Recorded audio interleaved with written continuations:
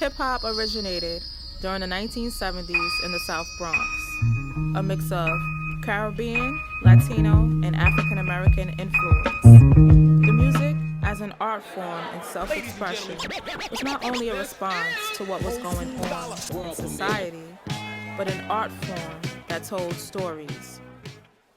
Stories that were free and fun. Issues of poverty, drugs, displacement, violence, and everything dealing with oppression is what this new phenomena expressed. The 80s were considered hip-hop's golden age. Songs like The Message by Grandmaster Flash and the Furious Five, or Planet Rock by Afrika Bambaataa. You also had KRS-One's My Philosophy. You also had classic storytellers like Dougie Fresh and Slick Rick. You had revolutionary groups like Public Enemy. You had De La Soul's originality, thinking outside the box style, or hardcore ladies man LL Cool J. This was real hip hop. You could party to it as well as become educated. What happened to that? My girl ain't got no stomach. Every time we have sex, she always asks me for $100. Yeah, the mama had a swag like mine. She even wear a herd on her back like mine. I make her feel right when it's wrong like mine. Man, she never had a lose like mine. Because of that, you a stupid how. You a stupid how. You a stupid how. You a stupid how. You a stupid how. You a stupid how. You a stupid how. Yeah, you a stupid. Major record labels started to pay more attention to it and became interested in how they can make mega bucks off this new thing called hip-hop. The truth is, once hip-hop was seen as a moneymaker, corporations started to sponsor it. The crazy thing is that you can equate hip-hop's exploitation to the same exploitation of colonialism.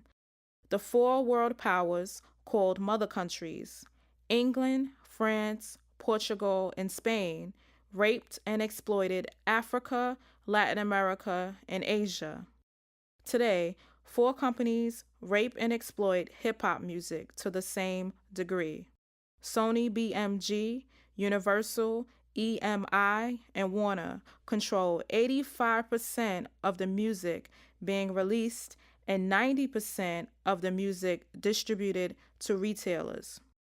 You also have the radio stations controlled by either Clear Channel or Radio 1, and 92% of all music videos are controlled by one company, Viacom.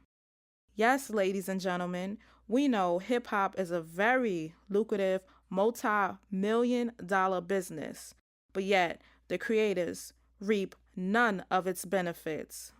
Black business is the basis for one of the world's wealthiest industries. Historic exploitation of black music and its business as usual.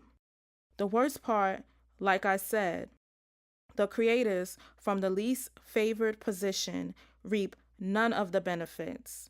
You have Jay-Z, P. Diddy, Baby, and Russell Simmons making dimes and nickels compared to what the top executives make.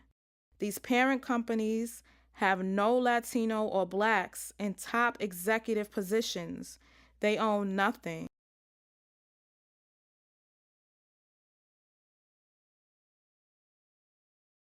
So, be serious all the time. but you have made some serious songs. Yeah, so. I got a mixtape up there. I got a conscious mixtape up on unky.bandcamp.com. You know what I'm saying? One conscious mixtape and the rest of those, you know what I'm saying? Party music. Oh, and what about the other rappers? Are they the people that you hang out with, that you collaborate with? Do they tend to talk about this kind of stuff, where they want to become more serious, or they want to stick to being more medium? Definitely. A lot of us talk about it. We working on a plan, working on a movement. You know what I'm saying? It's just like first you give the crowd what they want. You know what I'm saying? Like the sheeps and the wolves. You know what I'm saying? But I'm a wolf, so you know what I'm saying? So that's how it is.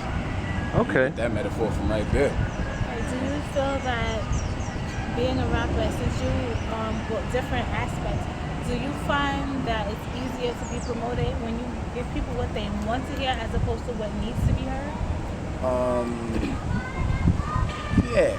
Yeah. Yeah, it's kind of messed up. It's kind of a messed up idea, but it's the youth that we're dealing with. You know what I'm saying? So, in looking at mainstream and the messages that they portray, is it a reflection of you and maybe how you think, or would you like to see a change in hip hop in any way? Nah, none of the stuff that's on TV reflects me. I'm a different person. So, but I would like to see hip hop change into that positive. You know what I'm saying? So, do you agree that there's a change that needs to happen?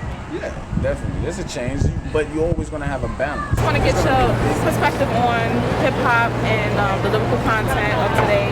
You know, do you think it's a true reflection of you? Do you even listen to hip hop? Yeah. I listen to hip hop, but I prefer more the older style than versus like what's out now. A lot of stuff that's out now is like talking about the same thing: money, cars, clothes, women, same things. Nothing's really like truth or like Nas, Common, rappers like that, lyricists that told stories, Slick Rick that told stories and like brought actuality or painted a picture rather than just talking about how good they are, the flashiness of stuff that they do. So I kind of like the older or more real lyricists rather than like top 40 pop rap. What do you feel about like the corporations? Do you know like the corporations kind of, you know, exploit hip hop and they put out what they want to be put out? So like, do you think the public is aware of that? And I don't think the public's aware of that, but I think what they're doing is they're making money, and that's kind of what it's about. So they're putting out what people are buying, and where that means it's dumbed down and for the masses to consume and buy and get whatever they want, and they're gonna make their money. They made their million off of that record, even if it's talking about nothing. And that's the way it is now. I think it's about the dollar rather than like what's actually going into the content. And like back in the day, it used to take like maybe a year to get a good record, but you could listen to the whole thing and not just like, oh, I like this song, it's this one. And then there's a lot of club bangers right now, so I think it's kind of going that way.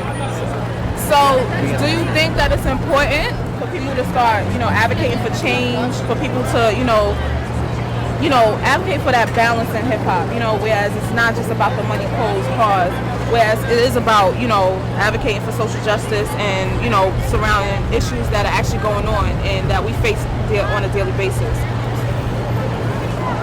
Do you think that's important? I think it's important. I understand because I'm in entertainment as well. I understand where the record labels are coming from, but because I'm a hip hop head, so A true hip hop. yeah, true hip hop head. So I feel like there's a need for that, and it needs to be filled, and I don't really think it's being filled. So yeah, I do. I think there's a need for that to happen. I think there's a need for the record labels and the companies and the artists themselves to realize, all right, people really do want real hip hop rather than like Soulja Boy-ish type stuff. So yeah, I do think there's a need. Whether that will happen, I don't know. And I think the rappers that do know that will keep making music and keep doing it. And the people that, you know, buy it will buy it. And I don't think it's gonna change, you know, later. If we complain about it, it's not gonna change the outlook of everybody else of, well, you know, I don't really like that type of music. So Okay, it's a well, difference, thank you yeah. very much for your time. What's your name? Anthony, Anthony, I'm Sherelle. It was nice meeting you. Thank you for your time. no problem. Okay, yeah. Thanks again. Learned that by Jess. What you just said? Oh, yeah.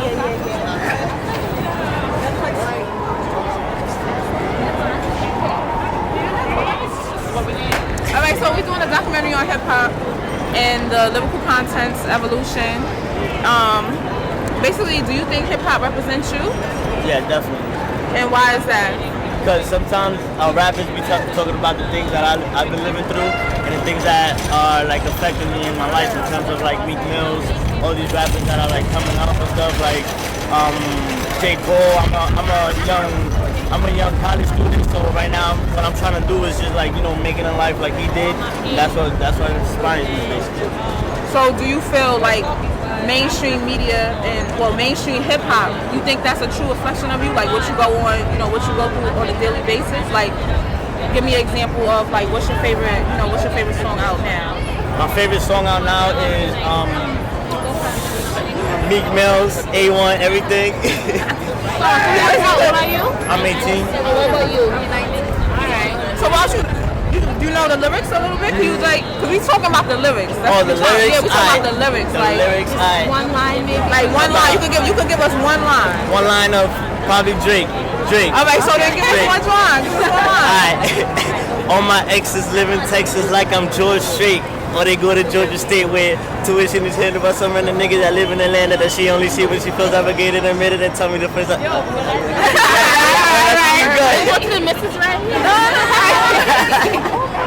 Alright, so that was good. Do you know any positive rappers? Yeah, I do know. I mean, some of my friends are actually rappers, and they actually have positive influence in kids and stuff like that coming up in college. Do you feel that they get just as much publicity as Nah, they don't. mainstream rappers? Would you like to see more? Yes, definitely. Really? Definitely. Okay, that's interesting. And you said your friends are positive rappers. Yes. What do they do to give back? So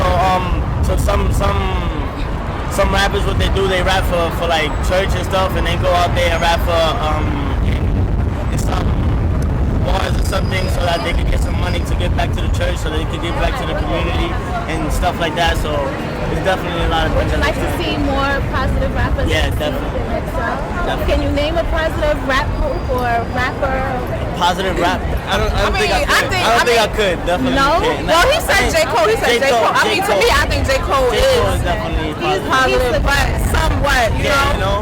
I mean, it's Better than Drake and Lil Wayne, but I ain't say that. Well, thank you for your time. Thank you. What's your name? Anderson. Nice meeting you. Thank you very much. Bye. Thank you. Say this. Get your time in the spot.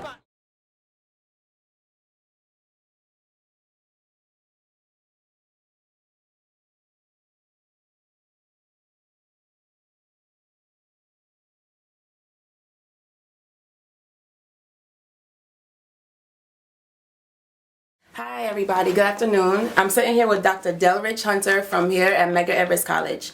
I'm going to ask you a few questions concerning the hip hop culture and how it has been exploited and how we as students and as professors and colleagues can bring it back into our culture. First question I would like to ask you is, Black popular culture has been exploited within our history. How can you elaborate on the theme? On the theme. Well, the exploitation of Black popular culture started as soon as we introduced new music to the United States, called America. When we brought our African form into called the pentatonic scale to the United States, the Europeans found that they knew nothing about this music. So they wanted to hear it. And when we performed it, they were great listeners because they wanted to know what we were doing. What we didn't know is that they really wanted to know how this new music that was quite different than theirs was being performed, so we thought it was primitive. We decided we had to change it. But what they wanted to do was learn the structure because it allowed them to reinvent their music. They took the music because it was very interestingly odd, different, and original. They could not perform in the same manner that we could. They used a 1-3 beat, we used a 2-4 beat. We had a beat that had a rhythm and had a syncopation and had movement. It allowed people to dance in a manner which they were not accustomed. So in order to learn how to do those things, they decided to sit around and learn it. I don't say they stole it, they just learned it like everyone else does who sits around and listens to good stuff. They heard this good music and they wanted to see what they could do with it. So what they did was they took it and started to play their own music out of it. Country, rock and roll, rockabilly, you name it. That all came out of blues, and that all came out of them going to listen to our music on the radio, and when they could, going to our concert places called the bars. For instance, Elvis Presley was allowed into the bar in Memphis, Illinois by Ike Turner. That's how he learned rock and roll. He called it rhythm and blues, and he wanted to play blues, but his producers wanted him to play country.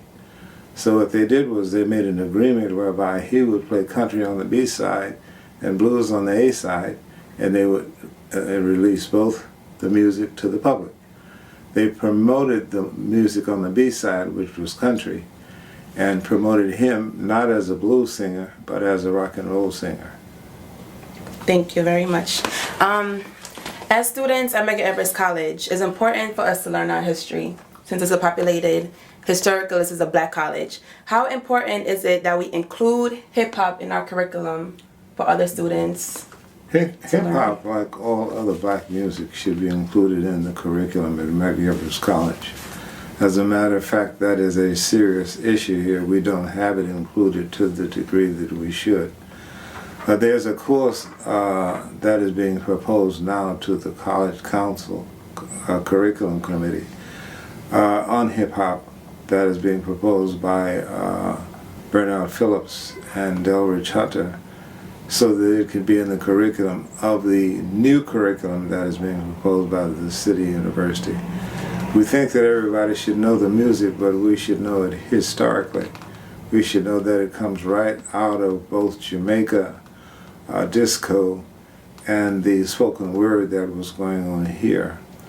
And to inform you, the first hip-hop artist I heard was in Rockford, Illinois in 1966. He was already performing the music that they are later going to perform in the Bronx.